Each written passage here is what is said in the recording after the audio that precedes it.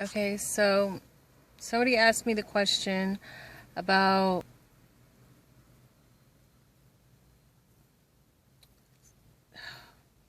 I don't remember his exact question, but it had to do with how black people or African Americans, and I'm not really one for like to stay up on the politically correct title, so I apologize if I'm saying the wrong thing. I personally am bicultural with African American culture or black culture, and that is because I grew up in a neighborhood where was a lot of African American, and I had a lot of African American friends, mostly because they befriended me and I look a lot like them. My grandfather is African Honduran. I'm gonna take the DNA test just to see like what exactly, because there's actually like a lot of rumors of a lot of things in my family. But nobody has the proof because first and foremost, like Honduras is like Honduras, so paperwork is kind of like a hard thing to keep up with. We had like a flood that just got rid of a lot of things and crazy. So I was born in Honduras and I came here when I was 7. Or 6, turning 7, something like that. Anyway, so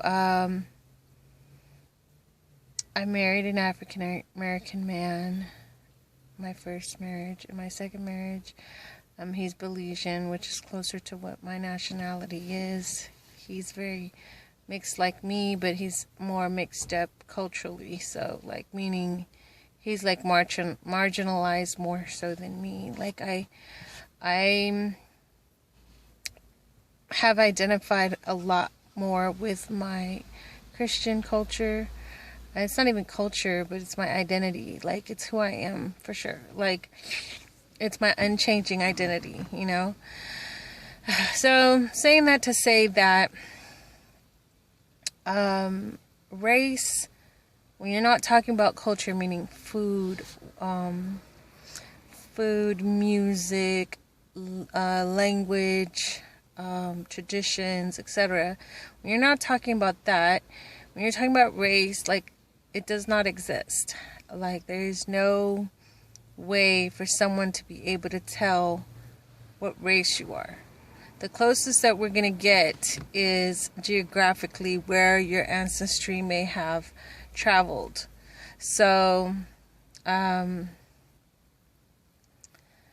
DNA carries like messages as it's handed down from one to the other, kind of like God's way of passing down like what you need for that particular area to survive. So it is very likely that someone who looks white will have tracings or travel patterns similar to someone who does not. So it really depends on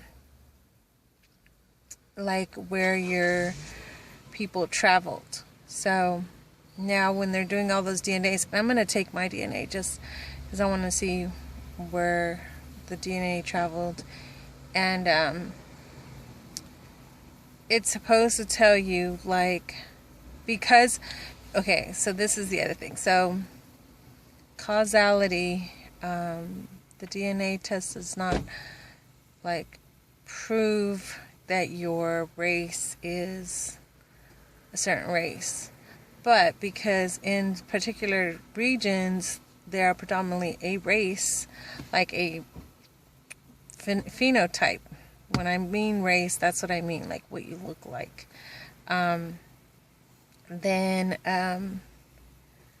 it's gonna tell you, like a particular, what we would call a race. So, and I'm being distracted by this guy that's like parked next to me. But anyways, so I'm gonna take a DNA test just to see where my DNA traveled, my people. So it's likely that a white person and a black person can carry the same traveling patterns on their DNA. There's this thing called the something project, the Genome Project, I think, and I think that kind of shows you what I'm talking about. But anywho, the person wants to know why or what I know about African Americans and how they systematically have been oppressed. Now, slavery has existed in a lot of places, and in a lot of places it still existed.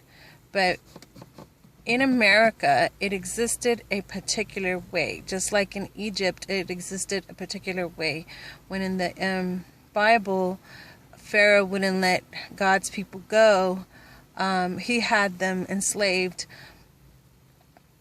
and it was under bad conditions. That's probably as long, at least as far back as, from what I've read, as similar, but not as bad as how slaves in America have been treated. The same thing for like any slavery in other countries. Like, it's bad, just like women in certain countries are treated bad. You know, so humans in general have treated other humans bad. And if you guys are not familiar with colorism, that exists in other countries as well. So even if you remove slavery, other countries have had colorism in place to where even within their own people, they will distinguish lighter shades from darker shades, and they will be their own like tribes and their own groups. So psychology calls it the in-group and the out-group, people that look like me and people that don't look like me. So when I talk about either slavery or prejudice or racism or systematic oppression, I'm really talking about America right now, because America is very unique. It got so ugly in America. It was allowed to get very ugly in America. When the interesting thing is that they don't teach this stuff in high school, and I would say it's like understandable, because children are children. Like, it's already bad enough. If you haven't had a chance to look at the study of, and I'm going to put these links in this video, but if you haven't already had the study of the black doll, white doll, or blue-eyed, brown-eyed studies, or what's the other one? There was like an adult brown-eyed, blue-eyed. She's like amazing. There's also, I mean, there's tons and tons. That's one thing that I'd like to say and start off saying is that I went to UCLA.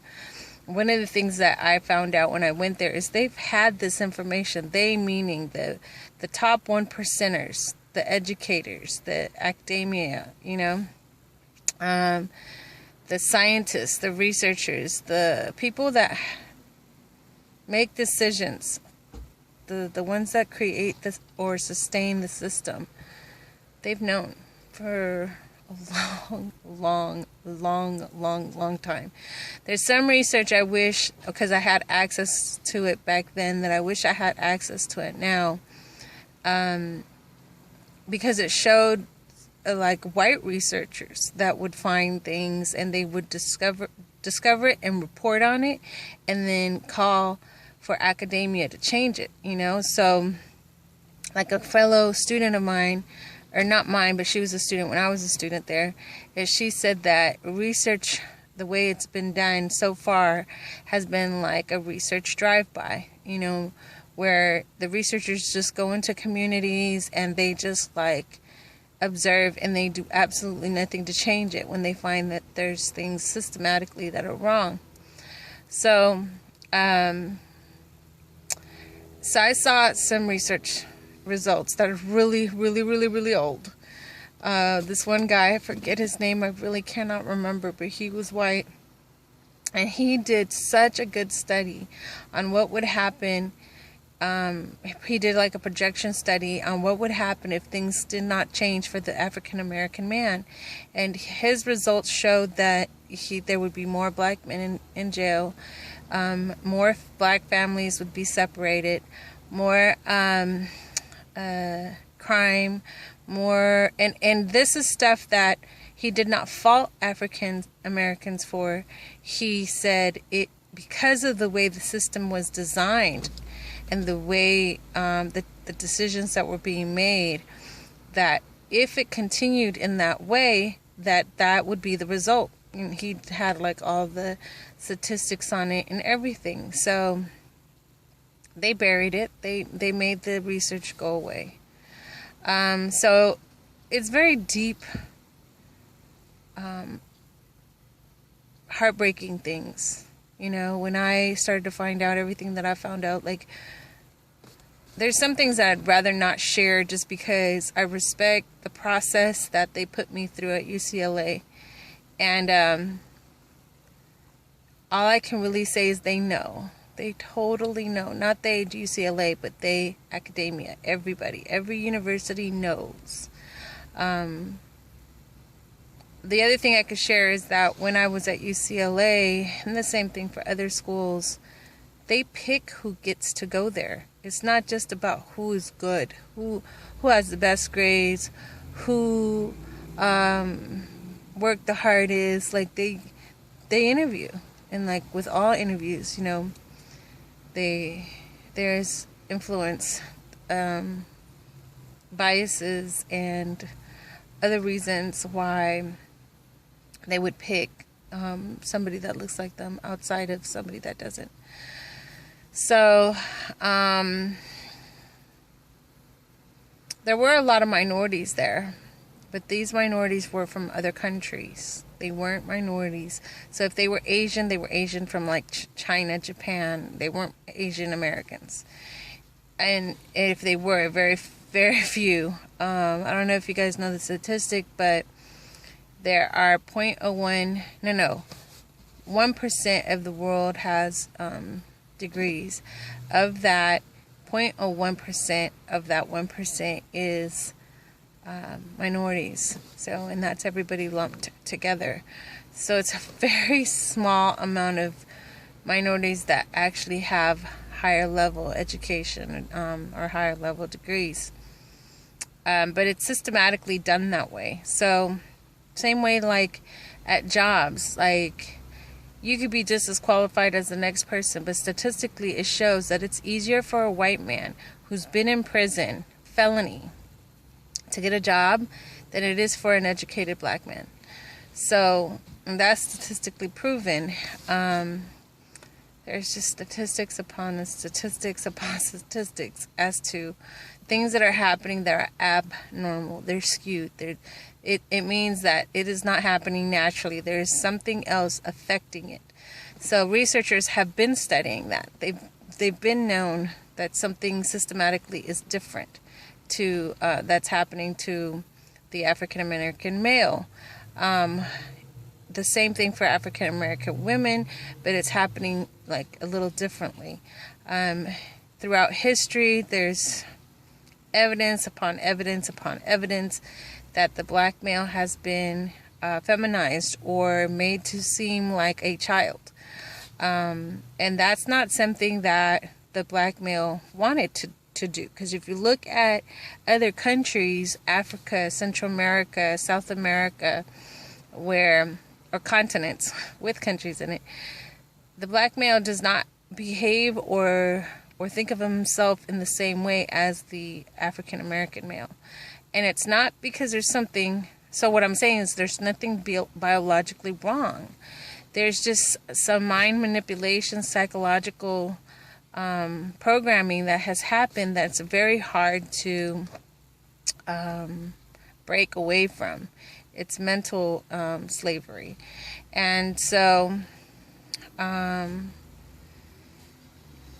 of the reason, because they wanted to sustain the workforce. It's the same thing what's happening now to everybody else. Like, they manipulate how much it costs to get an education because they don't want everybody to get it. I mean, what would happen if everybody got educated? You know, who would do the farming? Who would, like, they're trying to maintain a workforce. So, which is understandable too. I get it. There's also a power issue. Like, the people that have power want to maintain power. So how would you do that? How would you make sure that there aren't too many chiefs developed? Because you need a lot more Indians. And I don't mean in any derogatory way. I'm just saying, like, you've got, the workers and then the leaders. So if everybody wanted to be a leader, like, what would you do? Like, how would you determine who becomes a leader? So people that already have the power want to keep that power. And so when they brought Africans over, against their will, obviously, they had to do things to separate them, to divide and to conquer them, and to break their will. Part of it was to keep the family apart. So they would not allow them to marry. They would break up the family. There was just so much, that you can actually learn if you really want to learn. So after all the rights, what about Martin Luther King? What about Abraham Lincoln and all that? Like, the powers that be will only give as much freedom as they want to give, in order to still maintain power, but give the facade that there's freedom. So they will continually find a different way to maintain that power. So another way that arose after slavery ended was manipulation of educational system. So they made it harder, and they just would complicate. Like, do you understand that if you've ever read Pedagogy of the Oppressed, it's a really good concept, because basically it's saying, like, they make things harder so that there will always be this separation. So fashion, for example, was designed to keep people separated, the rich and the poor. And so every time the rich would have this fashion standard, then if they saw that people below them started to catch up, that it would change. The language would change, fashion would change, food would change. The whole concept of silverware, this fork goes here, this fork goes there, like, all that started to develop to make sure that people knew the difference between upper and lower class. So power has always put things into place to establish dominance. Rich people know the difference between new money and old money. Like, they're just by what they're wearing. You don't even have to wear a label. They know by the clothes. Like, there's this one particular designer that doesn't put, well, they probably a lot do, but one of them I remember, and this girl, she could tell, I couldn't tell at all, but she could tell what a St. Clair or something like that, I don't know. Point is, there's always going to be some sort of design that they come up with that is for them, to separate it from us. And then we catch up, or we infiltrate, and then they take it and change it. Same thing about music and our fashion. They will demean it and call it ghetto, or call it street,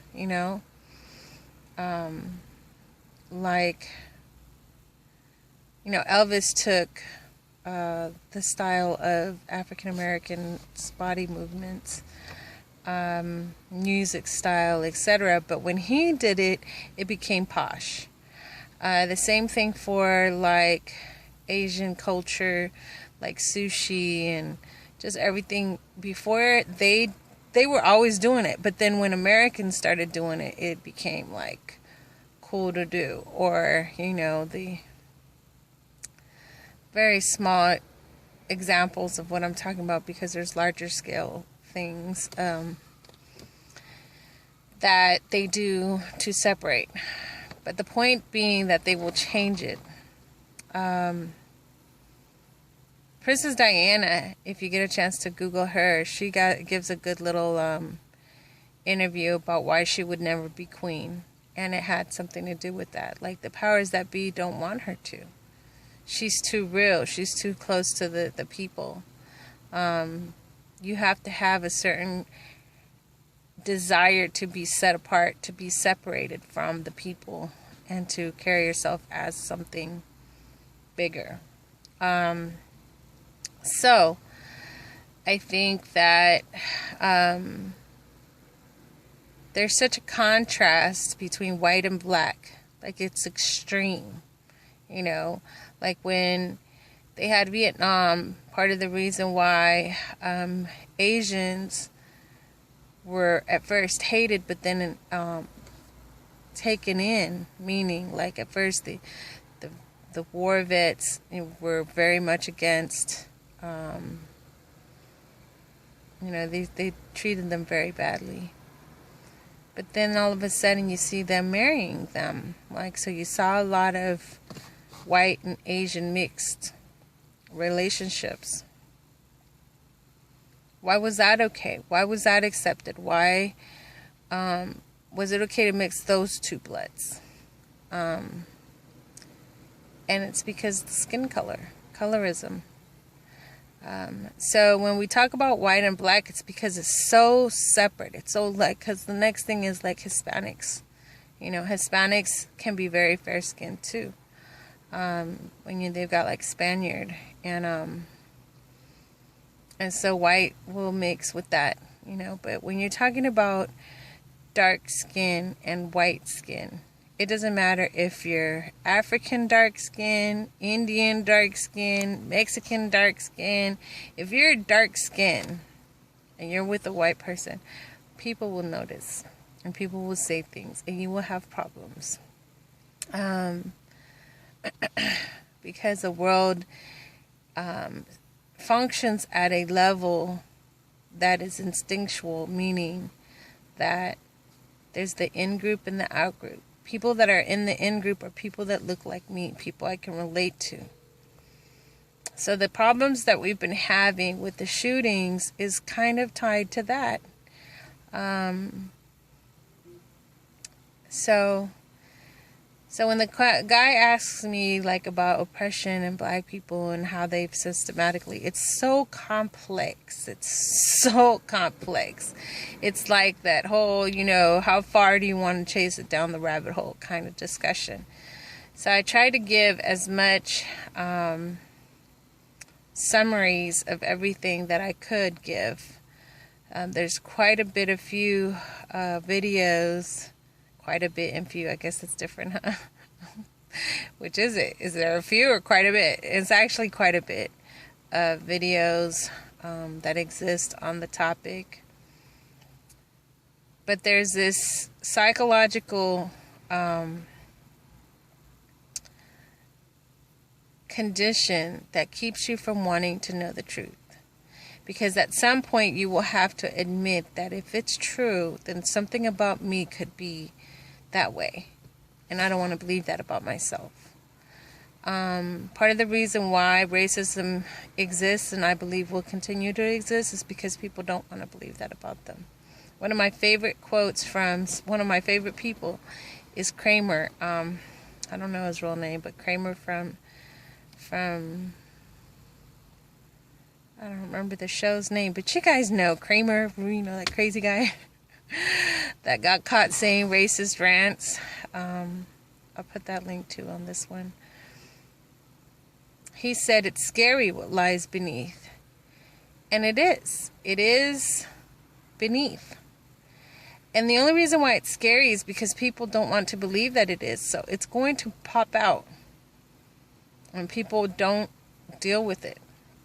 People don't want to admit it. People don't want to have conversations about it. I did a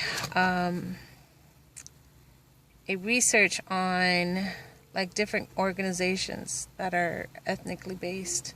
So the NAACP, MECHA, the white supremacy groups. And there's some white supremacy groups that really believe in nonviolence, but they believe in white pride.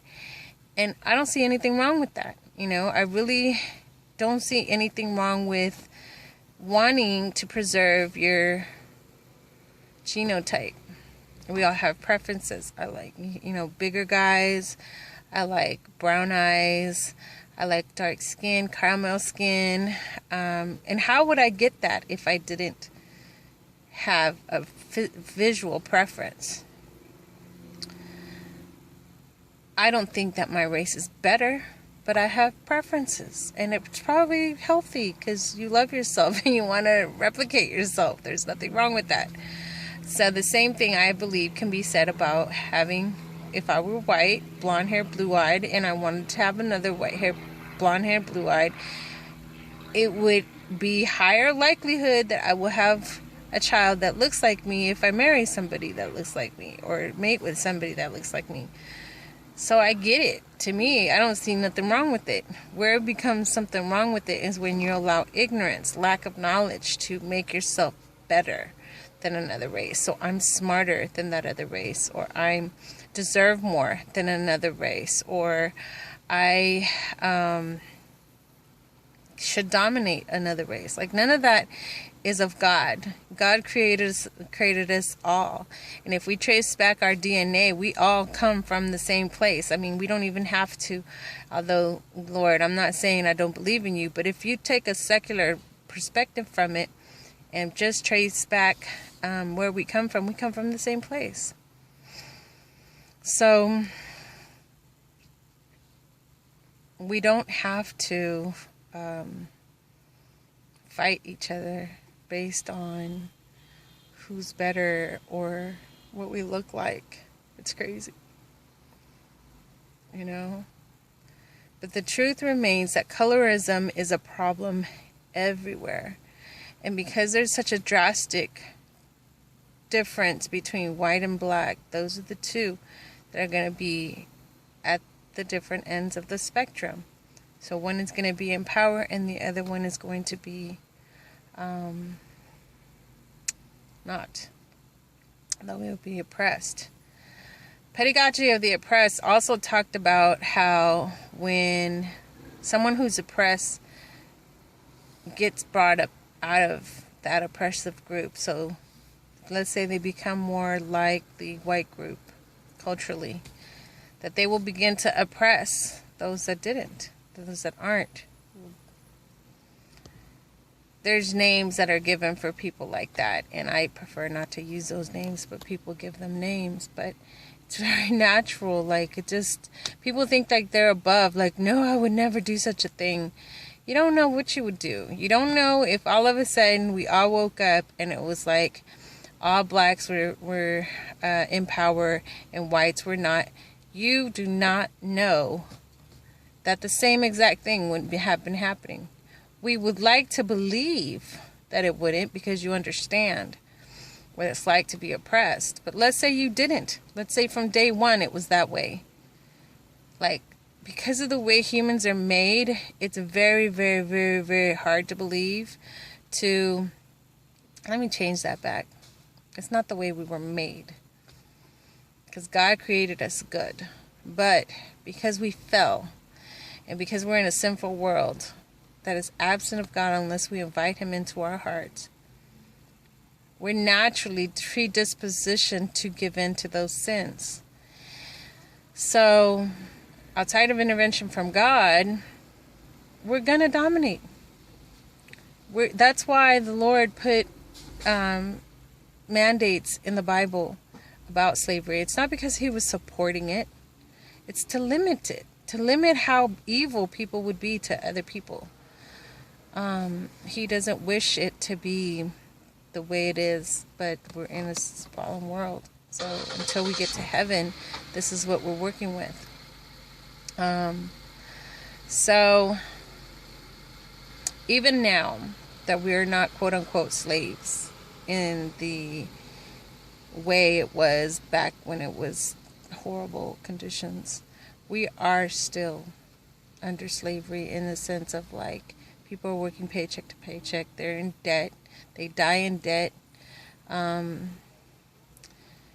They barely have enough of everything that they need. There's a lot of poverty. There's a lot of suffering. When I was in Honduras, my dad had a girl. She was really young. She did everything. And I was really upset because she was young. And I was like, you don't feel bad? You don't feel bad that you've got her here working, doing things for you that you should be doing for yourself? And he was like, her life is better here. Like, if I hadn't picked her up, she would be... And he described, like, where she was living and her conditions, and they were bad. And he was like, because I pay her, and he wasn't paying her much, but he's like, because I pay her, she's able to live here for free, and she's able to send money to her family. And we treat her like family. So, it just made me think of slavery. I mean, she was there of home free will, but to me, it was like slavery, you know? She should be in school, or she should be, I don't know. So, systematically, yes, there's plenty of proof that African American males are being oppressed systematically. And it's not going to change until everybody decides that it's possible to do it, that we could do it to each other, and then you can start to critically make moves to not be that way, to think about it, you know, like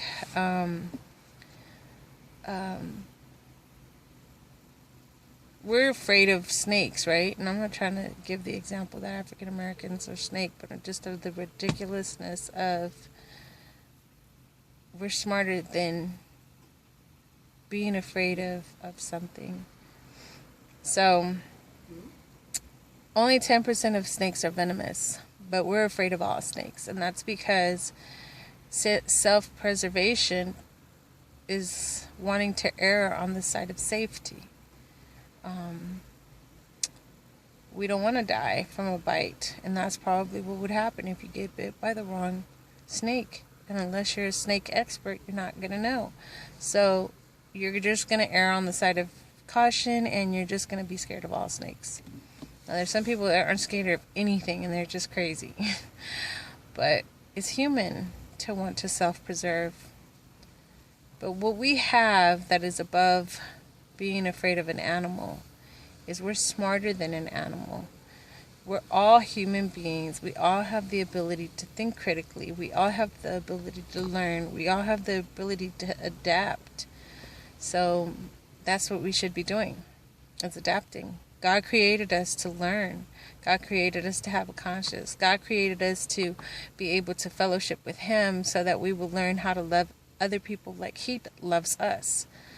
So if we would just realign ourselves with Jesus and walk in His perfection. Somebody asked me, like, about can you be perfect? And the thing is, it's not that you by yourself can be perfect, but when you follow the examples of Christ, like, and you do it unto Him, like, you're more likely to be successful at doing things right, because you're listening to God and you're doing it for Him, so you don't have any of the excuses of, well, this person doesn't deserve it, or this person, you know, just hurt me, so I'm going to hurt them back, and etc. You have like a bigger reason of why you do things, and that's for the Lord.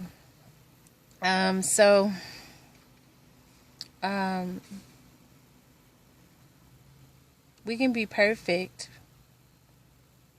by allowing Him to make those moves for us, and allowing Him to make changes in us, and allowing Him to just sanctify us. Somebody else asked, what did they say? Oh, loving God is not enough, that we have to do things. We have to follow His laws. And That's a sad way to live, because we're human and we're going to we're going to fail. That's just like normal to fail because we're human. But we will want to do it. That's the difference. We don't have to do it because Jesus did it, but we will want to. And because we want to, and because we're working with God and God can do it, we'll have a higher chance of being able to do it. So, like one time I tried to fast, and I think I've given this story time again and again, but I failed. I failed miserably one day. Then I asked God to help me, and He took me 3 days. And it felt effortless. And it was effortless because He was doing it. I didn't do it on my own. Are you crazy? Like, I would have ate halfway through the day. But because He helped me, He did it for me. And I just got to kind of witness it happen. This beautiful gift, just like He does with salvation. Like, it's a gift. You know, there's nothing we have to do. But there's going to be things we want to do. You know, when somebody does something like what Christ has done for us, you want to do things that will make Him smile, that will please Him, that will just show how much we glorify Him. You know, you'll want to do those things. Like, if you don't want to do those things, and there's something wrong, like there's still some sin in your life that that you're not willing to let go of. A lot of the times when people don't want to believe in God, that's because they're holding on to something. So there's another issue that I want to talk about. So somebody, excuse me, I don't have my nails. Somebody was talking about Hebrews and being Hebrews and how Jesus was black, and Jesus was not black. Jesus was not black because back in the day, statistically, that area was not filled with blacks. Now, were there dark-skinned people in that area? Yes, just like I'm dark-skinned, and I'm not from Africa directly, but I have that in my background, like all of us do. But you got to remember, skin color and hair, that's stuff that changes because of where you live, you know, to survive the climate, to survive the heat, the cold, the whichever, you know. So people are going to look different. Like, you can look now and go to colder places, and everybody, regardless of race, quote unquote race, they're going to be lighter version than people who are in the sun a lot. That's normal, natural. I don't care if you're white or dark black. You're going to be a lighter black in cold areas and a darker black in warm areas. You're going to be a lighter light in cold areas and a darker light in hotter areas. So stop with that. Like, why is it that important? Like, do you feel that much of a need to have him look like you? Like, I don't. Like, if he looked Jewish, so that's because that's where he was born. I have absolutely no problem with that. He was most likely 4'10", 145 pounds, and probably dark from being out in the sun a lot, you know, like a lot of the Jewish slaves or Hebrew slaves were.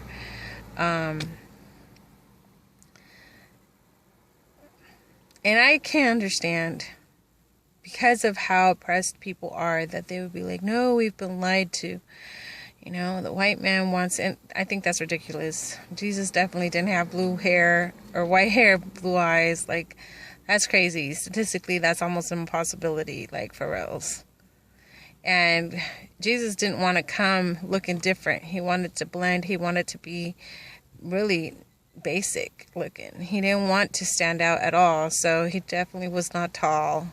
He definitely was not beautiful.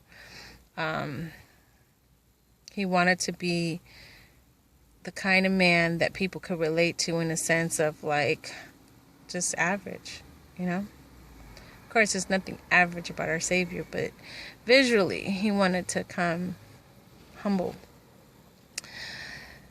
I understand the need to want him to look like you. But in the big scheme of things, one, it can't be true. Two, doesn't matter. Like, we're all going to have new bodies. We're not going to have the sun or cold to worry about. We're going to have brand new, unharmable bodies. Does not matter. What does matter is that you have a personal relationship with Jesus Christ of Nazareth. That matters, because there's plenty of other Jesuses that people try to pass off, but they're fake. I was raised Mormon. I'm not Mormon now. But I was raised that, and they have this whole concocted idea that Jesus came to the North America and did all this stuff, and all these animals existed that there's absolutely no proof of, and I'm sorry, I'm not trying to down Mormonism in that way to say, like, to make you feel bad if you're a Mormon. I'm saying it because that's exactly how I experienced it. My family can't explain any of those inconsistencies about the Book of Mormon. Neither can the elders. And no one has yet to show me why they believe the things they believe when there's so much that has been proven wrong. You know, some people try to say there's stuff wrong with the Bible, and then when you go to ask them what's wrong with it, they can't say. But with the Book of Mormon, there's a lot. There's a lot. And it's just, I don't understand. So, but, you know, veils are there and they don't want to remove them. It's hard to accept having followed false teachings and then trying to come to some sort of understanding of what that means about you. And it means nothing. It means somebody just fooled you. Somebody was mean and somebody had malicious intent. And, you know, the deceivers behind that. So don't feel bad at all, you know. Just keep looking for the truth. And I know for a fact that the Lord will lead you to it. I know it. He promised it. Look for him and he will show himself to you. Ask him to have a conversation with you and he will. It's just got to be honest. You can't be like, you know, mocking him, or you can't be like trying to conjure him up like a genie. Like, he's not that way. Seek him with your true heart and he will totally reveal himself to you. So all this stuff is just to explain how the world system works. But Jesus didn't come and is not limited to a world system. He is coming back for his. So I pray that you are one of his and that he can take you with him because you've chosen him. Otherwise, the alternative is that this earth is the only heaven you will ever experience. This earth is as good as it's going to get for you if you do not choose Jesus Christ. You think this is bad? Hell is a lot worse. There's a real place called hell. And I don't wish anybody goes there, just like Jesus teaches us not to. But I really, I didn't used to think this way. But I really hate the thought that anybody would go there. Choose to go there, because they're choosing it. It's not the Lord. It's them just wanting their own way and just being assistant to do what they want to do on this earth. And this earth is limited. You're limited on time. You're limited on resources. But when you choose God, even if you gave up, let's say you got to live 300 years. Even if you gave up 300 years, you have an eternity. And compared to an eternity, 300 is nothing. So what wouldn't you give up? You know, if you're gay, would you give up the gay lifestyle? If you're a fornicator, would you give up sex? If you are a rich person and God wanted you to get rid of your riches, and sometimes he doesn't, if he wanted you to because you're in love with the money, would you give it up? What would you not give up? Would you give up your family if they chose not to, if they were devil worshippers, or if they just denied the Lord? Would you give them up? What would you not give up? And why? Is it worth your eternity? And if you say yes, then you've chosen. You've chosen. And I can't feel sorry for you. You know, I can feel sad, but I can't feel sorry for you because you've chosen. So choose this day to serve Jesus Christ of Nazareth. God, the God of Abraham, is the only God. And all you have to do is choose him in your heart, and he will enter into it. And then as far as changes goes, he will change you. He promised. Some people change overnight because that's how strong their faith is, and some people it takes a little longer. For me, it took longer because I had a lot of brokenness, and he's brought me out of a lot, and he's still going to continue to refine me. Anywho, I got to get ready for school. It's been nice talking to you. This is probably the longest video I've done. Bye.